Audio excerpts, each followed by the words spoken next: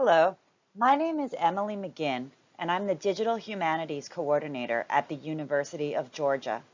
Today, I'll discuss translation and transnational agents in little magazines. Little magazines were viewed as the incubator of modernism. They circulated between roughly 1900 and 1930 and were a space for experimentation, and often the place to publish the unpublishable and discuss major events and literary inspiration. The study of little magazines is often isolated in national language departments, and therefore these studies are often divided by language and nation. So what happens when modernism is looked at from a global perspective? Here I am using Fernando Rosenberg's geopolitical method for examining modernism and modernity as enunciations from and about a global simultaneous dynamic. This networking project aims to shed light on the systemic interrelation of national literatures that breaks down the idea that modernism occurs only in one singular moment in one singular place.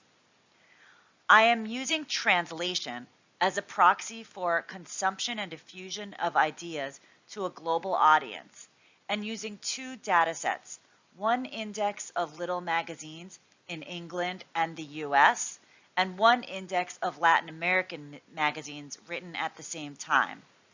I'm looking for translated pieces and asking, were the source texts the same?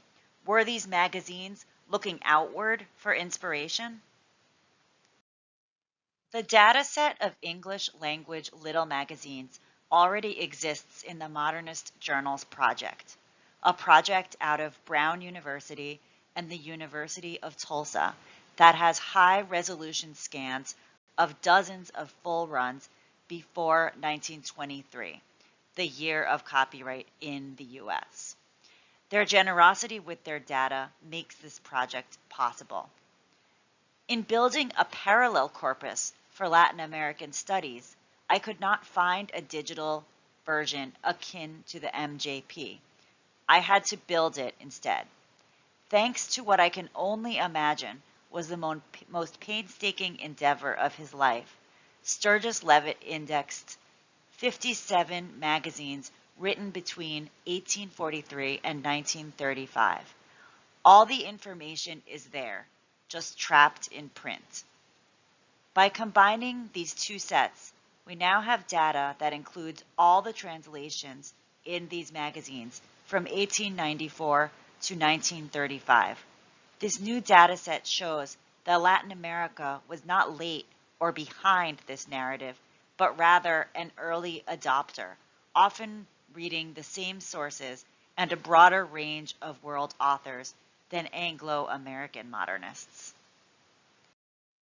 Here is a graph made in Cytoscape of all the translated languages in both the MJP data and the data from Revistas Latinoamericanas.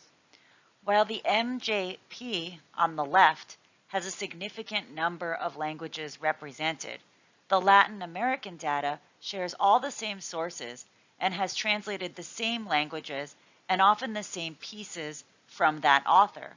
But the Latin American data includes many, many more translations, including from Flemish, Arabic, Persian, and Turkish. As early as 1894, Latin America is looking outward to renovate inherited forms. The difficulty in comparing these two sets is complex. First, computers cannot see meaning. Whereas Griego and Greek may mean the same thing, computers only see them as two separate strings of letters. The titles of the pieces are listed in their target language, English or Spanish, rather than their original titles. The best level of comparison, therefore, is the original author's last name, which also needs to be normalized.